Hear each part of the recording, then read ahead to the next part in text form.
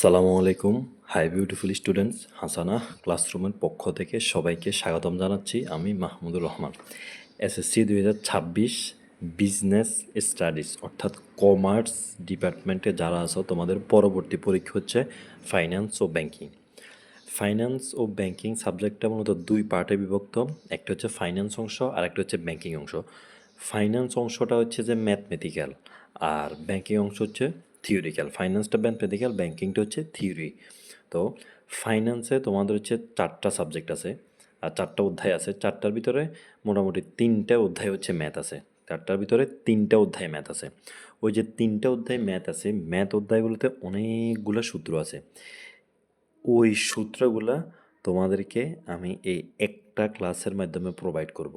3টা অধ্যায়ের অর্থের সমমূল্য, ঝুঁকি ও মুনাফার হার, এরপর হচ্ছে মূলধন বাজেটিং। এই 3টে অধ্যায় অর্থাৎ চতুর্থ, পঞ্চম, ষষ্ঠ এই 3টে অধ্যায়ের সবগুলো সূত্র একসাথে আজকের এই ভিডিওতে তোমাদেরকে আমি দেখাবো এবং কিভাবে টেকনিক্যালি তোমরা মুখস্থ মনে রাখবা তা তোমাদেরকে শেখাবো।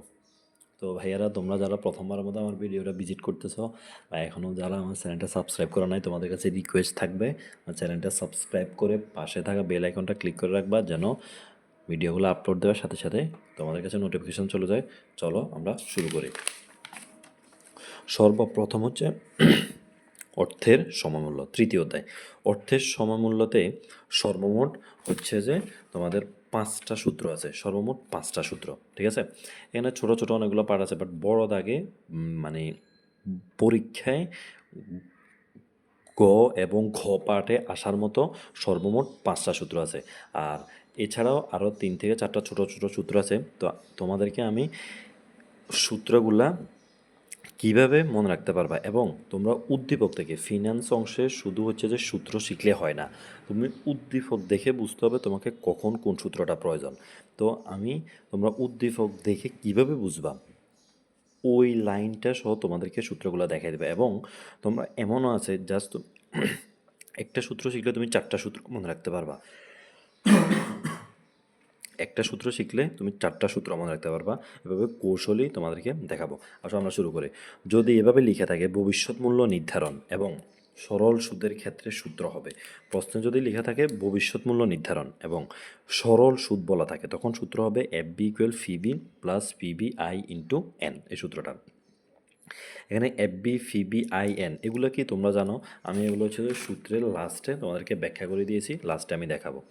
আর যদি হচ্ছে যে শুধু সরল সুদ বের করতে বলে, এটা হচ্ছে যে সরল সুদের ক্ষেত্রে সূত্র হবে ভবিষ্যৎ মূল্য, সরল সুদের ক্ষেত্রে ভবিষ্যৎ মূল্য।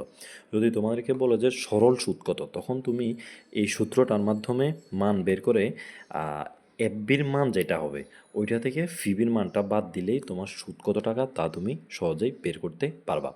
আশা করি বুঝতে পারছো। এটা তোমরা ক্লাস 8-এ পাটিগণিত অধ্যায়তে করছো, কিন্তু এই সূত্রটা তোমাদের বইতে নাই। বাট পরীক্ষা যদি কঠিন হয় তখন এই সূত্রটাই আসবে। আসো আমরা একটু তাড়াতাড়ি করি। এরপর আসো 2 নাম্বার, ভবিষ্যৎ মূল্য নির্ধারণ এবং চক্রবৃদ্ধির ক্ষেত্রে সূত্র হবে। এটা থেকে তোমাদের বইতে সূত্র শুরু। তো এটা হচ্ছে F B equal phi B 1 plus I to the power N. তুমি এই সূত্রটা মুখস্থ করবা, ঠিক আছে। এই সূত্রটা কি করবা, মুখস্থ করবা। এরপরে দেখো এটার মাধ্যমে তুমি সামনেটা লিখতে পারবা। ভবিষ্যৎ মূল্য নির্ধারণ যদি সুদ বছরে একাধিকবার গণনা করা হয়, যদি সুদ বছরে একাধিকবার গণনা করা হয়, তখন তোমরা দেখো জাস্ট সূত্রটা পুরোটা একই থাকবে, শুধু আইকে এম দ্বারা ভাগ করবা, এনের সাথে এম গুণ করবা। তাইলে আমার কথা বুঝতে পারছো। যদি এভাবে বলো ভবিষ্যৎ মূল্য নির্ধারণ এবং চক্রবৃদ্ধির ক্ষেত্রে সূত্র কোনটা হবে, তখন এটা হবে F B equal FB 1 plus I to the power N.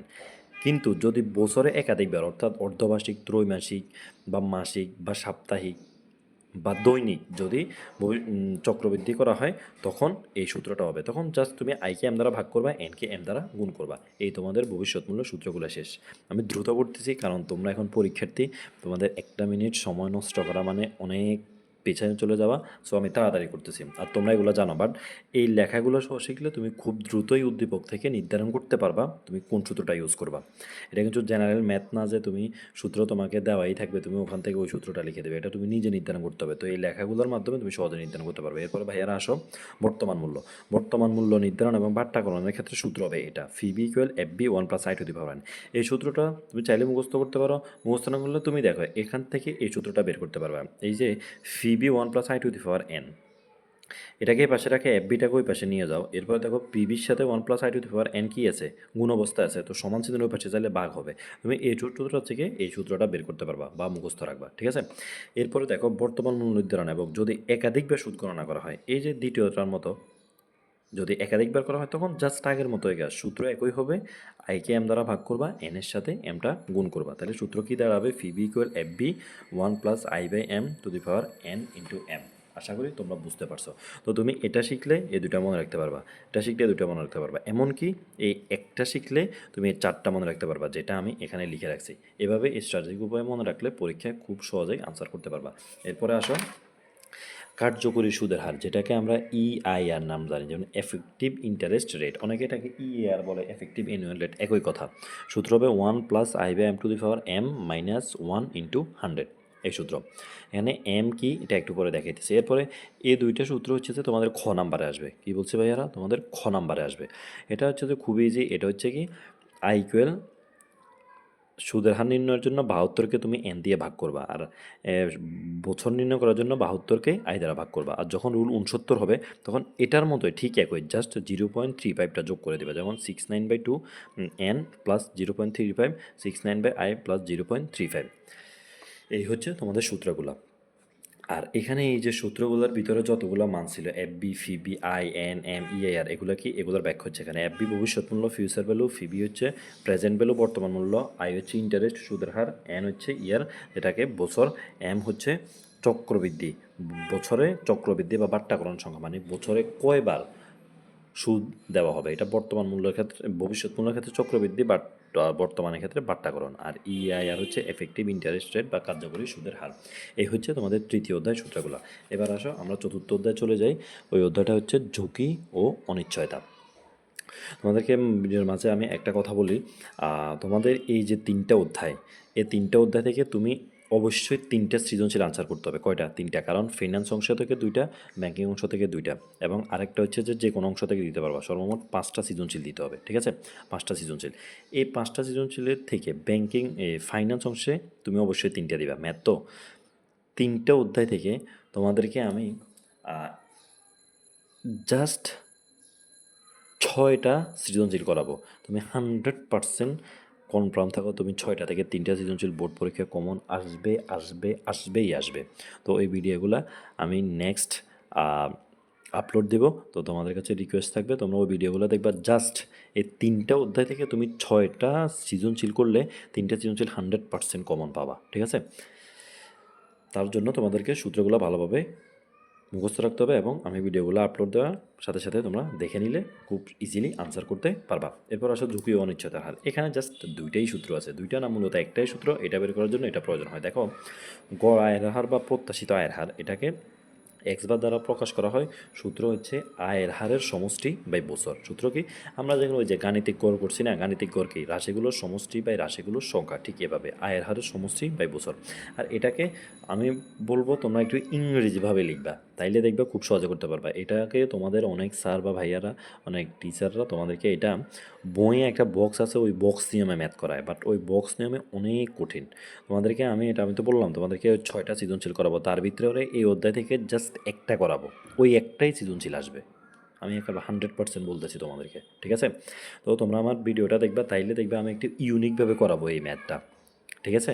অনেক ইজিলি, বক্স দিয়ে না, আমি বক্স ছাড়া ম্যাথ করাবো। তার জন্য তোমরা চাইলে এটা মনে রাখতে পারো, আর এটা মনে না রাখলেও তোমরা বাংলাটা দিয়ে লিখতে পারবা। এটার ইংলিশ রূপ হচ্ছে সামেশান xi/n। xi মানে হচ্ছে, xi মানে কি, xi মানে হচ্ছে x1 2, মানে যতগুলো বছর আছে ওই সবগুলো বছরের সমষ্টি। তোমাদেরকে বলবে না এই এত বছর, ধরো 4 বছরের আয়ের হাত দেওয়া আছে, তো ওই 4 বছর আর কি, 1 বছর 2 বছর 3 বছর 4 বছর। তোমাদের কাছে আমার রিকোয়েস্ট থাকবে এই অধ্যায়ের যে সৃজনশীলটা আমি করাবো ওইটা দেখবে তোমাদের কাছে এটা অনেক সহজ হয়ে যাবে। তোমাদের স্যাররা ভাইয়ারা যে বক্স আকারে করাইছে ওইটা থেকে এটা অনেক ইজি। এরপরে আসো, তুমি এটা মনে না রাখলেও সমস্যা নেই, বাংলাটা দিয়েও আমি ম্যাথটা করাইতে পারবো বক্স ছাড়া, ঠিক আছে? এরপর আসো আদর্শ বিচ্যুতি, যেটাকে সিগমা বা এস দ্বারা প্রকাশ করে, রুট ওভার সামেশন আয়ের হার মাইনাস গড় হার হোল স্কয়ার বাই n-1। এখানে দেখো এই যে আয়ের হারকে আমরা এক্স বার দ্বারা প্রকাশ গড় আয়ের হারকে এক্স বার দ্বারা প্রকাশ করে না। এই দেখো এই যে গড় হার মানে এক্স বার, আর আয়ের হারকে এক্স আই দ্বারা প্রকাশ করছে, আর n-1 তো তুমি এমনিই জানো তাই না। এটা হচ্ছে বাংলা রূপ, এটা হচ্ছে ইংলিশ রূপ। আর এক্স আই মানে ওই যে তোমাদেরকে বললাম x1 x2 x3 x4 যতগুলো বছর দেওয়া আছে। তো এখানে সামেশান মানে সমষ্টি, এটা তোমরা তোমাদের জেনারেল ম্যাথে করছো সামেশান গড় নির্ণয়ের ক্ষেত্রে। তো সামেশান মানে হচ্ছে যতগুলো বছর থাকবে ততগুলো কাজ হবে, যদি 2 বছর থাকে 2 বছর, 3 বছর থাকলে 3 বছর, এরকম। আর n-1। আশা করি তোমরা সূত্রটা বুঝতে পারছো। তোমরা বাংলাটা তো মাস্ট বি শিখবে, যদি পারো ইংলিশটা শিখে রাখিও, না রাখলেও সমস্যা না, আমি বাংলাটা দিয়ে বক্স ছাড়া তোমাদেরকে ম্যাথ করাতে পারবো। আর তোমরা ওই ভিডিওটা দেখবা, একটা সৃজনশীল করাবো, এখান থেকে একটাই আসবে কনফার্ম একেবারে। আর এখানে এক্স ইকুয়াল আয়ের হার, আই ইকুয়াল 1 2 3 n পর্যন্ত যত বছর থাকে আর কি। n মানে বছর, সামেশন মানে সমষ্টি, এইটা মানে হচ্ছে সিগমা। এটাকে আদর্শ বিচ্যুতিও বলা হয় বা স্ট্যান্ডার্ড ডিভিশন বলা হয়। ঠিক আছে, তো চলো সর্বশেষ অধ্যায় যেটা মূলধন, আয়, ব্যয়, প্রাক্কলন। এখানে তোমাদের জাস্ট দুইটাই সূত্র আছে, একটা হচ্ছে ARR আর একটা হচ্ছে পিবিপি। এই দুইটা সূত্র আসবেই আসবেই আসবেই। ঠিক আছে, এখানে তোমাদেরকে আমি চাইলে একটা সৃজনশীল করাইলে একটাই আসবে, তবে আমি একটু বিস্তারিত করাবো, তোমাদেরকে 3টা সৃজনশীল করাবো এখান থেকে। এই 3টা করাইলে তুমি 100% কনফার্ম থাকো একটা সৃজনশীল কমন দিতে পারবা, লিখে রাখো। আমি চাইলে একটাও করাইতে পারতাম, বাট 3টা করাবো, ওই 3টা থেকে তুমি একটা সৃজনশীল কমন পাবা। ঠিক আছে, আসো আগের সূত্রগুলো দেখাই। তো গড় মুনাফার হার হচ্ছে ইংরেজিতে annual rate of return, ARR, যেটা সূত্র হচ্ছে গড় নেট মুনাফা বাই গড় বিনিয়োগ ইন্টু 100। তো গড় নেট মুনাফা আবার আলাদা করে বের করে নিতে হয়। গড় নেট মুনাফা মানে কি, ওই যে গাণিতিক গড় আর কি।